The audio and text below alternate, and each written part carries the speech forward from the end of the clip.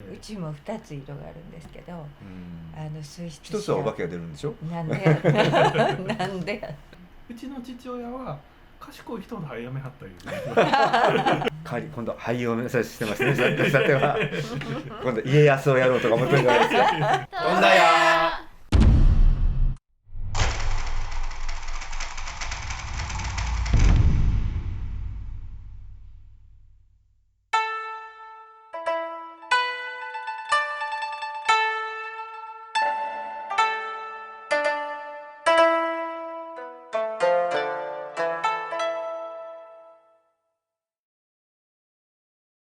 また今日もはい、峰子と浩二の部屋のゲストが本日は西陣唯一の酒蔵佐々木酒造さんの社長をお迎えしたいと思いますので、どうぞ佐々木さんお入りくださいませ。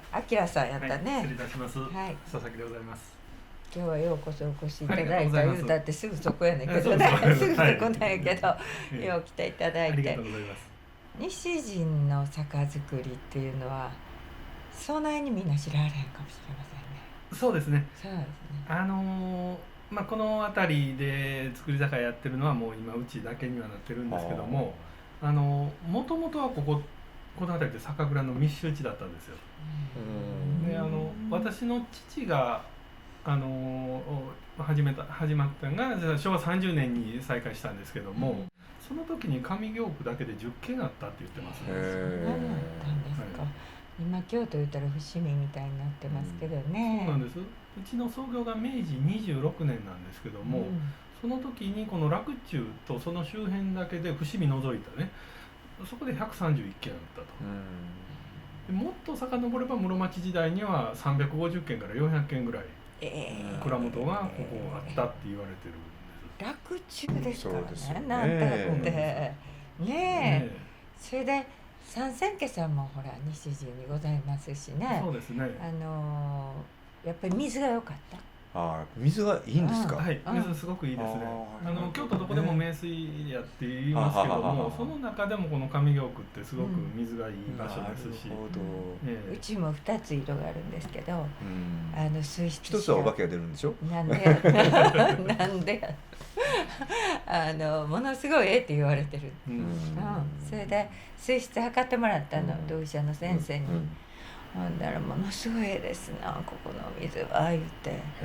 でもその何十軒もあった酒蔵が今は1軒だけでしょ。そうですね。それはやっぱりあれですかね、昔のように人々が日本酒を飲まなくなったとか。でも伏見はそれなりに栄えていらっしゃるんで、この辺の酒蔵が減っていった理由ってどの辺にあるんでしょう。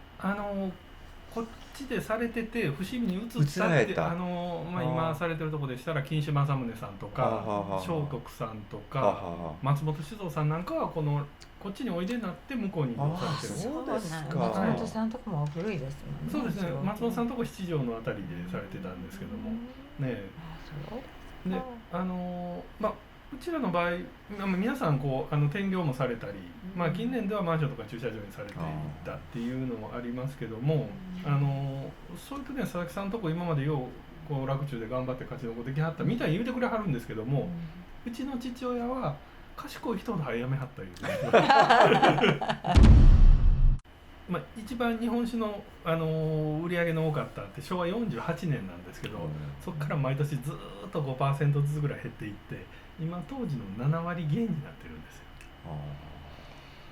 よ。全体でですか。そうです。しかし最近はその海外で日本酒ってブームでしょ。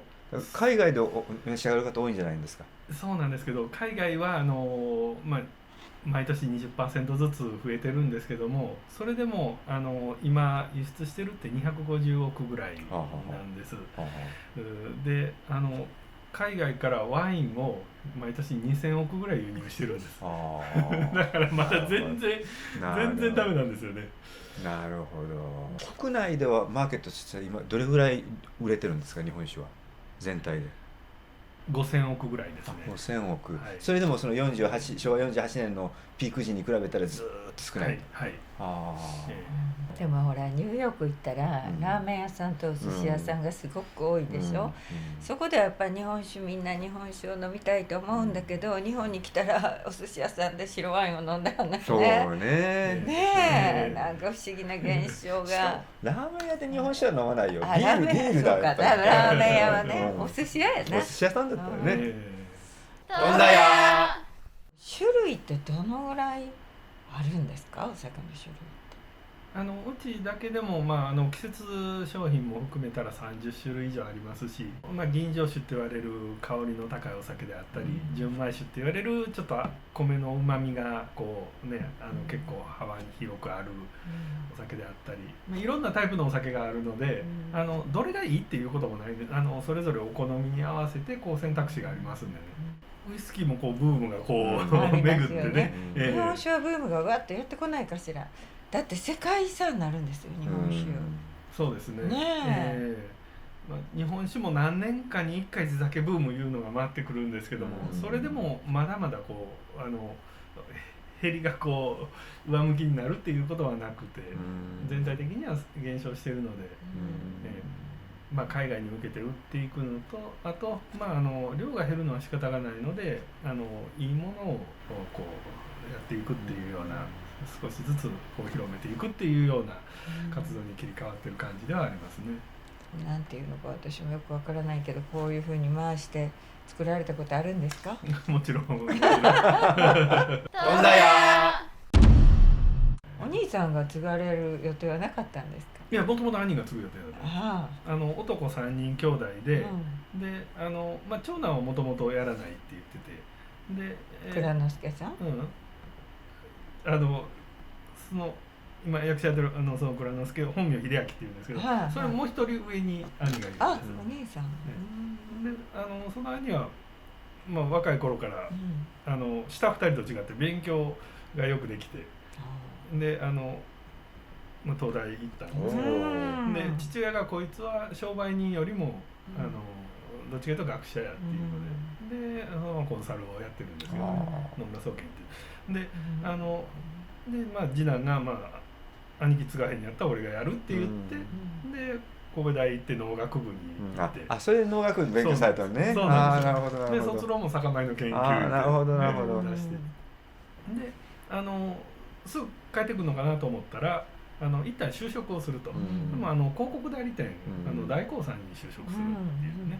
それもこれからの作り酒屋っていうのは、いい酒を作ってるだけではあかんと、しっかり売っていかなあかん、マーケティングの勉強もせなあかんというので、酒蔵を継ぐ修行としてその広告代理店に行ったんですね。普通やったら何年かしたら帰ってくる予定やったんですけども、大学時代に神戸大学の時代に演劇部に入ってて、でそこからちょっとプロの劇団で活動をしてた延長で、そのまま役者になってしまわれた。でもよく佐々木酒造の宣伝はしてくださってるじゃないですか。ついに秀吉にまでおなりになりましたからね。そうですね。ちょうどね、聚楽大なんで、うちの銘柄も聚楽大なんで、すごく良かったんですけどね。それで三男が継ぐことになって。そうなんですよ。私全然継ぐつもりなかったんで、仏大の中国文学科なんで、理学研究で卒論出してるような、全然関係なかったんですけど。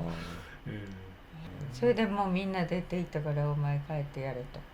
そう、父親は一切何も言わへんかったんですけども、兄からお前やってくれへんか言うて言われたんで、その時でも私が嫌やって言ったら、絶対兄はやってますので。なるほど、なるほど。どんだや。そのさっき日本料理のね、ところでもこうワインを飲んだりって話がありましたけど、逆にこう和食以外で日本酒はもっとこう合うっていうかな、飲んでくれてもいいじゃないかと、どんなとこありますかね。やっぱ洋食でも日本酒結構合いますかね。合うと思います。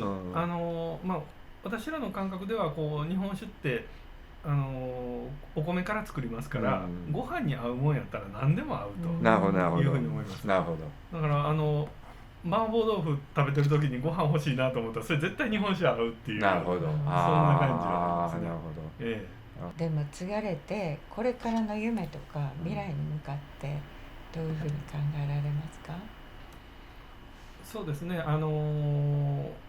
私の役割としては、兄の代わりに継いだというふうに思ってますんで、今度俳優を目指してますね。さては今度家康をやろうとか思ってるじゃないですか、兄弟で。とんでもないです。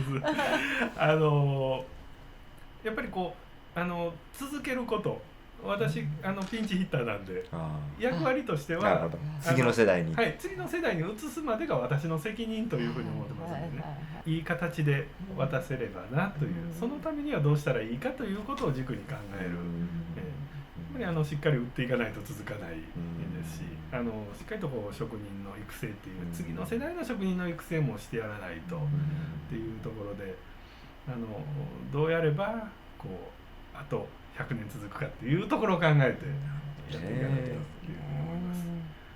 まあでも世界に誇る西陣だし、千家さんがおられるような素晴らしいお水の原点ですし、しかも富田屋から近いと。そうですよ。だからさっきも言ってた何か力を合わせてね、観光のこともやっていけたらいいですねって言って、西陣ウォーキングじゃないですけどね、いろんな魅力を伝えていけたら、いいねって話をしてたんですよね。今ねおっしゃって僕は知らなかったけど、その昭和48年が日本のそのお酒の消費のピークでずっと落ち込んでいったっておっしゃったでしょ。多分私分かんないけど着物もそんな感じだと思うんですよね。でしょ。だから日本の伝統的なものがね同じような時期にこう勢いを失っていってね、だからやっぱり協力し合うことでもう一回盛り立てるってのはね大事なことだと思いますね。本当にそう思いますし、西陣というのはね本当古い町でもありますから、ぜひそういう魅力を伝えていけたらいいと思いますね。そうですね。言い残したことないですか？飲む前に。飲む前に。大丈夫ですか？それでは前半はこの辺にいたしまして、後半はお酒をいただき、私たち羨ましがられるかもしれませんけれども、楽しくやっていきたいと思いますので、どうぞよろしくお願いいたします。はい、それでは、乾杯ということでいただきます。なんぼでも飲めるね、これ。どう飲まないか開けたら。こっちだけいけそう。あかん。録画終わった頃に芸妓さんが来るんでしょ、ここに。なんで？ぜひ気に入っていただいたら。京都文化茶論峰子と浩二の部屋、ぜひにチャンネル登録をよろしくお願いいたします。富田屋。